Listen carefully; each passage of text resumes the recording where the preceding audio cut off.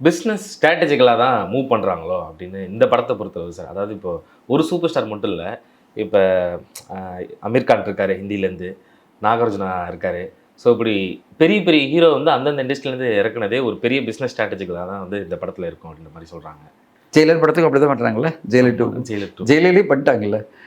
இப்போ எப்படின்னா ஒரு சினிமா என்பது ஒரு வணிகம் தானே.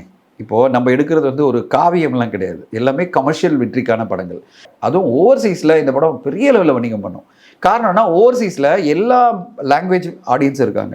அவங்களுக்கு இந்த படம் வந்து 100% கனெக்ட் ஆகிடும். ஓவர்சீஸ் வந்து பெரிய கலெக்ஷன் வரதுக்கும் வாய்ப்பு இருக்குது. ஸோ அப்படி ஒரு வணிக ரீதியான ஒரு படம் எடுக்கும்போது இந்த மாதிரி பேக்கேஜிங் ரியலி ஹெல்ப்ஸ்.